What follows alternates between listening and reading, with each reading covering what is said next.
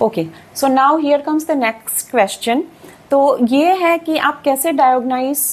करते हो कि इस पेशेंट को स्टोन है,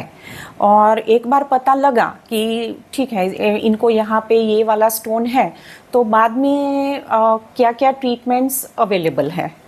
जैसे पेन के साथ पेशेंट आता है हमारे यहाँ पे, तो हम कौन सी साइड पे पेन हो रहा है, क्या प्रॉब्लम है, उसके हिसाब से हम पहले तो पता कर सकते हैं कि कहाँ पे पथरी हो सकती है। ठीक है, जैसे बहुत ज़्यादा पेन होता है, बैक साइड से पेन होके आगे की तरफ आ रहा है, यूरिन रुक गया है या फिर रुक रुक के आ रहा है, या फिर यूरिन में ब्लड आ रहा है, वॉमिटिंग हो रहा है, तो इसके हिसाब से हम क्लिनिकली डायग्नोस कर लेते हैं कि कहाँ पे मान लो कि पथरी नली में है या फिर पेशाब की थैली में नली में है, वो सब पता चल जाता है। हाँ, एग्जैक्ट जो साइज़ है वो सब पता करने के लिए हम सोनोग्राफी कराते हैं, सीटी स्कैन कराते हैं। सीटी स्कैन सबसे बेस्ट रहता है, उसमें कौन से टाइप की पथरी है, कितने mm की है, और वो दवाई से निकलेगी नहीं निकलेगी, वो सब भी हम सीटी स्कैन के ऊपर से पता कर सकते हैं। बाकी जो ब्लड रिपोर्ट्स हैं और यूरिन रिपोर्ट कराते हैं, उससे ये पता चलता है कि किडनी पे कितनी असर है, कितना इमरजेंसी है ऑपरेशन करने की, या फिर रुक सकते हैं, दवाई से चांस ले सकते हैं। ये सब जो है वो हम सोनोग्राफी और ब्लड यूरिन रिपोर्ट और अगर ज़रूरत पड़ी तो सीटी स्कैन के रिपोर्ट के हिसाब से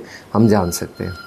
और जैसे उसमें भी ट्रीटमेंट के बहुत सारे पार्ट्स रहते हैं, जैसे इमरजेंसी ट्रीटमेंट है और जैसे प्लान ट्रीटमेंट रहती है। इमरजेंसी में भी हम मेडिकल मैनेजमेंट दे सकते हैं या फिर सर्जिकल मैनेजमेंट की ज़रूरत पड़ती है, अकॉर्डिंग टू जो भी इन्वेस्टिगेशन है, कितने पे कितनी असर है, कितना वो फीवर आ रहा है, उसके हिसाब से ट्रीटमेंट करते हैं। और जैसे प्लान में भी बहुत सारे ऑप्शंस रहते हैं, तो उसके हिसाब से ज़रूरत है कि नहीं है तो दवाई से कोशिश करते हैं, अगर ज़रूरत है तो उसके हिसाब से मल्टीपल चॉइसेस आते हैं, वो भी हम सीटी स्कैन के ऊपर से डिसाइड कर सकते हैं कि कौन सा बेस्ट रहेगा ऑप्शन ऑपरेशंस के लिए।